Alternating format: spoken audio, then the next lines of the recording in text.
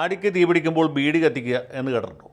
ആ പരിപാടിയാണ് ഇപ്പോൾ കോൺഗ്രസ്സുകാർ പഞ്ചാബിൽ ചെയ്യാൻ ഉദ്ദേശിക്കുന്നത്. ഡൽഹിയിൽ തെരഞ്ഞെടുപ്പ് കഴിഞ്ഞു, കെജ്രിവാൾ തോറ്റു, സിസോദിയ തോറ്റു, അതിഷി തോറ്റതിനൊക്കുമേ എന്ന രീതിയിൽ ജയിച്ചു. ആം ആദ്മി പാർട്ടിക്ക് ഭൂരിപക്ഷം നഷ്ടപ്പെട്ടു. അവിടെ BJP സർക്കാരുണ്ടാക്കാൻ പോകുന്നു. ആർക്കും ഒരു സങ്കടവുമില്ല. കോൺഗ്രസ്സുകാർക്ക് അപ്പോഴും സന്തോഷം, ആം ആദ്മിയുടെ സർക്കാർ പോയല്ലോ, BJP ആണല്ലോ വരുന്നത് എന്ന് മാത്രമാണ്. കോൺഗ്രസ് പാർട്ടി 70 സീറ്റിലും തോറ്റു, ഒരു സീറ്റ് പോലും കിട്ടിയില്ല.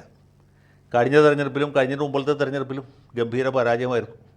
ഇത്തവണ പരാജയത്തിൽ അല്ലെങ്കിൽ 0 സീറ്റിൽ ഹാട്രിക്ക് പൂർത്തീകരിച്ചു. അതിലും സങ്കടമില്ല, വിഷമവുമില്ല. അപ്പോഴും സന്തോഷം എന്ന് വെച്ചാൽ ആം ആദ്മി പോയല്ലോ, കെജ്രിവാൾ മുട്ടുകുത്തിയല്ലോ എന്നാണ്. അവിടെ കൊണ്ട് അവസാനിപ്പിച്ചാൽ കുഴപ്പമില്ല. കെജ്രിവാളിൻ്റെ അഹങ്കാരം ശമിച്ചു. നമ്മുടെ 2 കണ്ണും പോയാലും അവൻ്റെ 1 കണ്ണെങ്കിലും പോയല്ലോ എന്ന സമാധാനം, എന്ന സന്തോഷം മനുഷ്യ സഹജമായിട്ടുള്ളതാണ്. സന്തോഷിക്കാനുള്ള എല്ലാ അവകാശവും കോൺഗ്രസ്സുകാർക്കുണ്ട്, കേരളത്തിലെ കോൺഗ്രസ്സുകാർക്ക് വരെയുണ്ട്. പക്ഷേ അവിടെ കൊണ്ട് അവസാനിപ്പിക്കുന്നില്ല. പഞ്ചാബിൽ മൃഗീയ ഭൂരിപക്ഷമല്ല, പൈശാചിക ഭൂരിപക്ഷമുള്ള ഒരു സർക്കാരാണ് ആം ആദ്മി പാർട്ടിക്കുള്ളത്. ഞാൻ ഈ ആം ആദ്മി പാർട്ടിയുടെ ഒരു പിന്തുണക്കാരനൊന്നുമല്ല. പക്ഷേ ആം ആദ്മി പാർട്ടിക്ക് അവിടെ 117 അംഗങ്ങളുള്ള നിയമസഭയിൽ 93 മറ്റോ മെമ്പർമാരുണ്ട്. കോൺഗ്രസ്സിന് 16 പേരേ ഉള്ളൂ.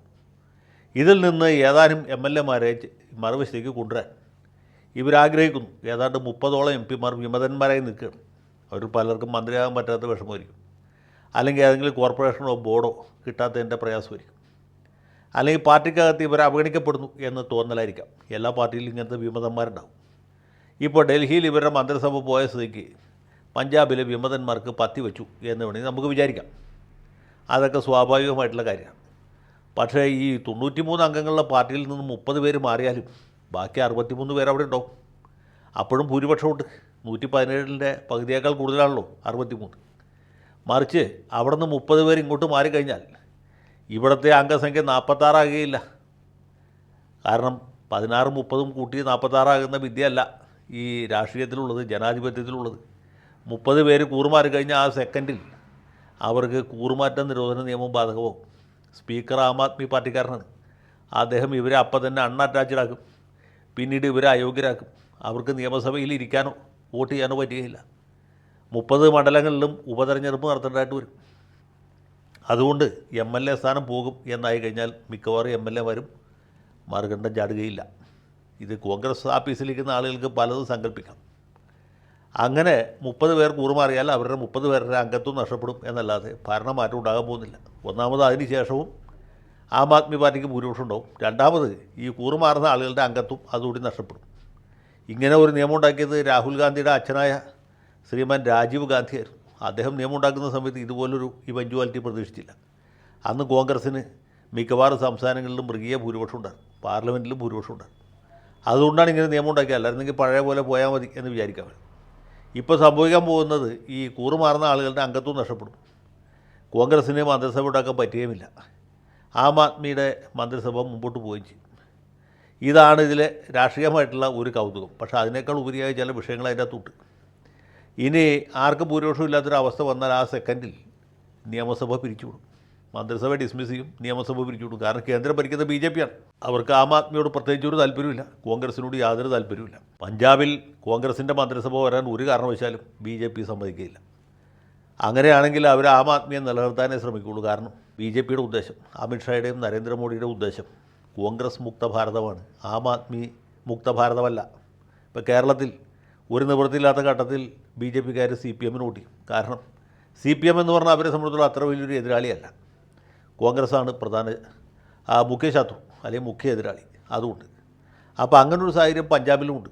അതുകൊണ്ട് തന്നെ ആം ആദ്മിയുടെ സർക്കാരിന് ഒരുപക്ഷെ അട്ടിമറിക്കാൻ അവർക്ക് താല്പര്യം ഉണ്ടാവും. എന്നാൽ പോലും കോൺഗ്രസ് മന്ത്രിസഭ അധികാരത്തിൽ വരാൻ കേന്ദ്രം ഒരു കാരണവശാലും സമ്മതിക്കുകയില്ല. അല്ലെങ്കിൽ 93 മെമ്പർമാരുള്ള പാർട്ടിക്കെതിരെ 16 പേരുടെ പാർട്ടി എത്ര വലിയ കലാപം നടത്തിയാലും ഇത്രയെല്ലാം നടക്കുകയുള്ളൂ. ഒന്ന് ആലോചിച്ച് നോക്കൂ. ഭഗവന്ത് മാൻ കള്ളുകുടിയനായിരിക്കാം, ആ പുള്ളിക്ക് മറ്റ് പല ദോഷങ്ങളും ഉണ്ടാകാം. എങ്കിൽ പോലും അദ്ദേഹത്തിൻ്റെ മന്ത്രിസഭയെ അട്ടിമറിച്ചിട്ട് കോൺഗ്രസിൻ്റെ ഒരു ബദൽ സർക്കാർ ഉണ്ടാക്കാം എന്ന് വ്യാമോഹിക്കുന്നവർ മൂഢസ്വർഗത്തിലാണ് എന്ന് ആലോചിച്ചാൽ ആർക്കും മനസ്സിലാവും. ഇതാണ് ഒന്നാമത്തെ പ്രശ്നം. രണ്ടാമത്തെ പ്രശ്നം, കോൺഗ്രസ്സിന് വലിയ മേൽക്കൈ ഉണ്ടായിരുന്ന ഒരു സംസ്ഥാനമാണല്ലോ പഞ്ചാബ്. അവിടെ ക്യാപ്റ്റൻ അമരീന്ദർ സിംഗ് വളരെ ശക്തനായിട്ട് നിന്നിരുന്ന കാലത്തല്ലേ അദ്ദേഹത്തെ മാറ്റിയത്. അദ്ദേഹത്തെ മാറ്റിയപ്പോൾ അദ്ദേഹത്തിൻ്റെ മുഖ്യ എതിരാളിയായിരുന്ന നവജോത് സിംഗ് സിദ്ധുവിനെ മുഖ്യമന്ത്രിയാക്കുകയല്ല ചെയ്തത്. അദ്ദേഹത്തെ പരിഗണിച്ചില്ല. പഞ്ചാബിലെ PCC പ്രസിഡൻ്റായിരുന്ന സുനിൽ ജാക്കർ ഉണ്ടായിരുന്നു. ജാക്കറെ പരിഗണിച്ചില്ല. പകരം അന്ന് വരെ കേൾപ്പൂരും കേൾവില്ലാത്ത ചരൺജിത് സിംഗ് ചന്നി എന്ന് പറഞ്ഞൊരു വിദ്വാനെ കൊണ്ടുവന്നിട്ട് മുഖ്യമന്ത്രിയാക്കി. അതുകൊണ്ട് എന്ത് പറ്റി വെച്ചാൽ പിന്നത്തെ തെരഞ്ഞെടുപ്പിൽ വലിയ പരാജയം പാർട്ടിക്കുണ്ടായി. സുനിൽ ജാക്കർ BJPയിൽ ചേർന്നു. അമരീന്ദർ സിംഗ് തന്നെ BJPയുടെ മച്ചമ്പിയായിട്ട് മാറി. അങ്ങനെ കോൺഗ്രസ് പാർട്ടിയുടെ കട പറഞ്ഞു. ഇതാണുണ്ടായത്. ഇപ്പോൾ ഈ കഴിഞ്ഞ ലോക്സഭാ തെരഞ്ഞെടുപ്പിൽ കോൺഗ്രസ് കുറച്ച് നേട്ടമുണ്ടാക്കി എന്ന് പറയുമ്പോൾ തന്നെ നിയമസഭാ തെരഞ്ഞെടുപ്പിൽ ഇത് ആവർത്തിച്ചോളണം എന്ന് വല്ല നിയമമുണ്ടോ? ഒന്നുമില്ല.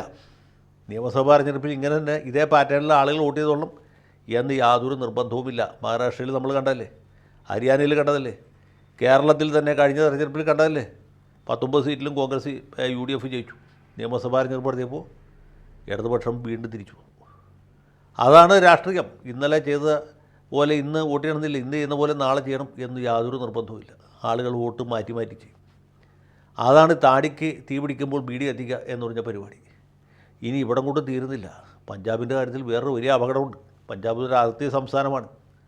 തൊട്ടപ്പുറത്ത് പാകിസ്ഥാനുണ്ട് എന്ന് മാത്രമല്ല, അവിടെ വിഭജനവാദവും വിഘടനവാദവും ശക്തമാണ്. കേരളത്തിൽ നമുക്ക് വേണമെങ്കിൽ ഇതുപോലത്തെ ഒരു അഭ്യാസം നടത്താം. കർണാടകത്തിലോ തെലുങ്കാനയിലോ നടത്താം, കുഴപ്പമില്ല.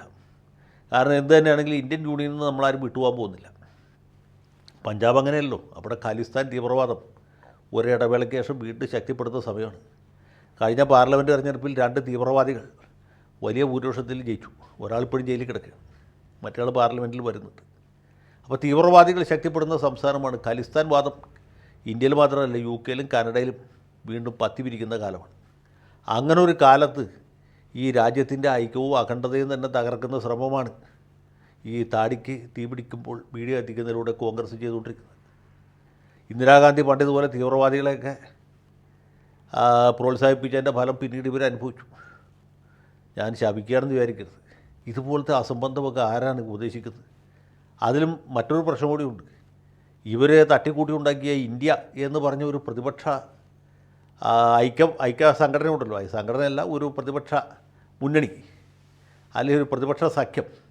ഈ സഖ്യത്തിൻ്റെ മൂട്ടിലല്ലേ ഇവർ അമിട്ട് പൊട്ടിക്കുന്നത്. ആ സഖ്യത്തിൽപ്പെട്ട ഒരു പ്രധാനപ്പെട്ട പാർട്ടിയല്ലേ ആം ആദ്മി പാർട്ടി. അവരുടെ സർക്കാരിനെ അട്ടിമറിച്ചിട്ടാണ് കോൺഗ്രസ് ഭരണം പിടിക്കാമെന്ന് നോക്കുന്നത്. ഒന്ന് ആലോചിച്ചു. ഡൽഹിയിലോ ഒരു സഖ്യം ഉണ്ടാക്കാൻ അവർക്ക് സാധിച്ചില്ല. രണ്ടുപേരും പ്രത്യേകം മത്സരിച്ചു. അത് കഴിഞ്ഞ് ഡൽഹിയിൽ ഇവർ തോറ്റു എന്ന ആവേശത്തിൽ ഡൽഹിയിൽ നിലംപരിശായി പോയ പാർട്ടി പഞ്ചാബിലെ ഭരണം അട്ടിമറിക്കാൻ ശ്രമിക്കുകയാണ്. അപ്പോൾ ഇന്ത്യ സഖ്യത്തിൻ്റെ ഭാവി എന്തായിരിക്കും? ഇന്ത്യ എന്നറിയപ്പെടുന്ന പ്രതിപക്ഷ സഖ്യം എങ്ങനെ നിലനിൽക്കും? ഇത് കാണുന്ന ആളുകൾ സ്വയം ഒന്ന് ആലോചിക്കുക, കോൺഗ്രസ്സുകാരടക്കം ആലോചിക്കുക. ഇങ്ങനെ ആ ഒരു സഖ്യം തകർത്തുകൊണ്ടാണോ സ്വന്തം സഖ്യത്തിൽപ്പെട്ട ഒരു പാർട്ടിയുടെ മന്ത്രിസഭ അട്ടിമറിച്ചുകൊണ്ട് ഇവരെ എങ്ങനെയാണ് രാജ്യത്തെമ്പാടും BJPക്കെതിരായ ഒരു ഐക്യമുന്നണി കെട്ടിപ്പടുക്കുന്നത് എന്ന ചോദ്യം പ്രസക്തമല്ലേ? ഇതെന്താണ് ഇവർക്ക് മനസ്സിലാകാത്തതെന്ന് എനിക്കറിയില്ല. അപ്പോൾ ഇതുപോലെയൊക്കെയുള്ള അഭ്യാസങ്ങൾ പയറ്റി കഴിഞ്ഞാൽ ഈ പ്രാദേശിക കക്ഷികൾക്ക്, അത് ശിവസേന ആവട്ടെ, NCP ആകട്ടെ, തൃണമൂൽ കോൺഗ്രസ് ആകട്ടെ, ജാർഖണ്ഡ് മുക്തി മോർച്ച ആകട്ടെ, ഇനി സമാജ്വാദി പാർട്ടി ആവട്ടെ, നാഷണൽ കോൺഫറൻസ് ആകട്ടെ, ലാലുവിൻ്റെ രാഷ്ട്രീയ ജനതാദളാകട്ടെ, അവർക്ക് എങ്ങനെ കോൺഗ്രസ്സിന് വിശ്വസിക്കാൻ പറ്റും? ആദ്യത്തെ അവസരത്തിൽ തന്നെ നമ്മുടെ മന്ത്രിസഭയ്ക്ക് ഇവർ ടാങ്ക് പണിയില്ല എന്ന് ഇവരെങ്ങനെ വിശ്വസിക്കും?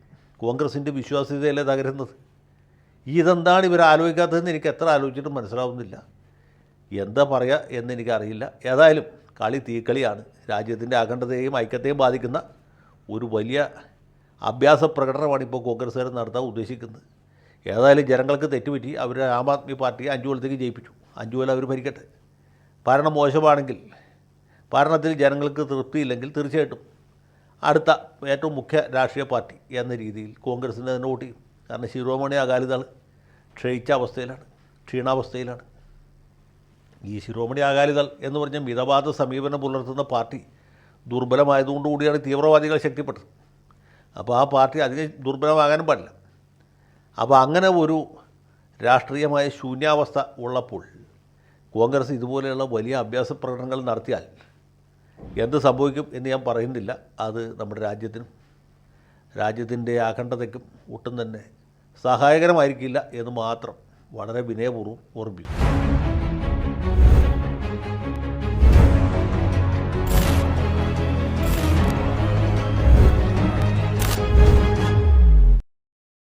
കൂടുതൽ വാർത്തകളും വിശേഷങ്ങളും നിങ്ങളിലേക്ക് എത്താൻ ABC മലയാളം സബ്സ്ക്രൈബ് ചെയ്യുക, ബെൽബട്ടനും അമർത്തുക.